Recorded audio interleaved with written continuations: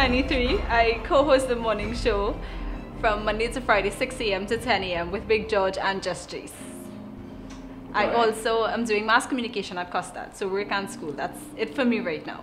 Oh my gosh, I need to be up by 4:30 a.m. So it's a little bit hard because sometimes traffic to get into Port of Spain, it's now starting to build up. But other than that, because I love what I do and I love working with those guys, so that getting up early is so worth it. School, it's difficult sometimes because you have so much assignments to do and deadlines to meet, so that's the only challenge there, but I make it work. So before all of this glam life of a radio life, you want to call it that, I had a corporate life. I was in the banking sector for 7 years, and I left last year August, and I started Hot 93 in January this year. So I did Miss Trinidad and Tobago for Miss Universe in 2010. I was the second runner-up, and that's my first time in any major pageant. And I was so really excited and fortunate to be the second runner-up. So it's like, you know what, you're this close, so try again. I gave myself a couple of years, and then I came back last year. Unfortunately, I did not make it, but I was still the second runner-up twice, really. But yeah, I tried it, second runner-up, and during that process, I got to know me, and I think I matured so much during that process, and that's when I decided banking sector, no. So I just left last year August. I just left with not knowing what is going to come after. Where am I going to get a salary? What is happening? I just took a leap of faith, and it worked out because January this year I started Hot 93, which I'm loving. A philosophy, yes, of course. Do unto others as you have them do unto yourself, because I feel I want to give to people. I want people to be good to me. So that's the only way that people will be good to me, if I'm good to you. You know, I mean, it doesn't always work out, human nature, but that's what I try to live by. Alright, so if you had asked me that question a couple of years ago, I was the type of person that used to live by the rules. But now I can proudly sit here and say I'm brave, I'm fearless.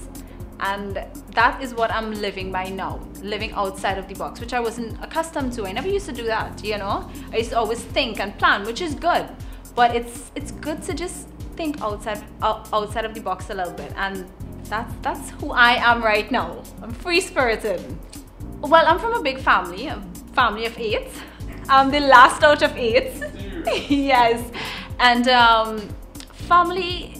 I'm close with my brothers and sisters, some of them, and people say because you're the last, you're spoiled. It's kind of true.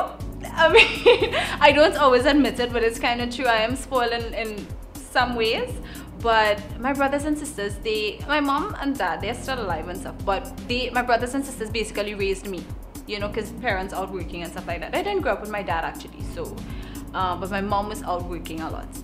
And she took care of it? Kind of. Sorta. She took care of most of them. Alright. Now it's our turn to take care of her. Yes. And dad, he left early? He left when I was a baby. Which was about 27 years ago. You still have a relationship with him?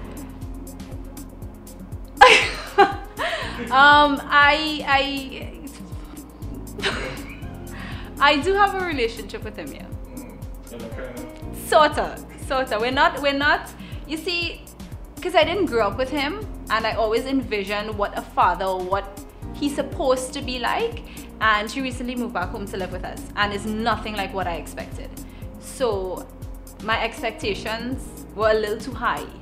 So I don't have a relationship with him to say, you know, oh, this is my dad. No, unfortunately, I can't say that.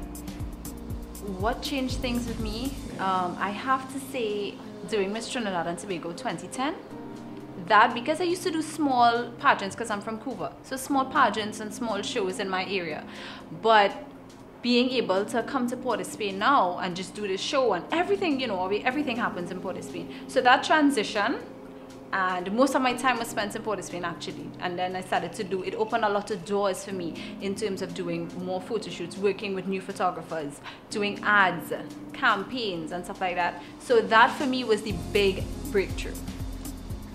The biggest lesson that I've learned, I would have to say, don't always live by the book. It's so strange. It's so strange hearing somebody say that, but being in the position that I was in and always everything was to the books. Now, when you live outside of that, you just experience a different freedom that you never would have experienced before. And just being free-spirited, it really brings so much more opportunities for you.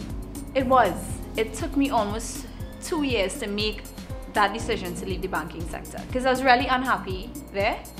And I said to myself, I have nothing to lose, you know, and that, just thinking to myself, Sarah, just give it your all, you have nothing to lose, and just leave.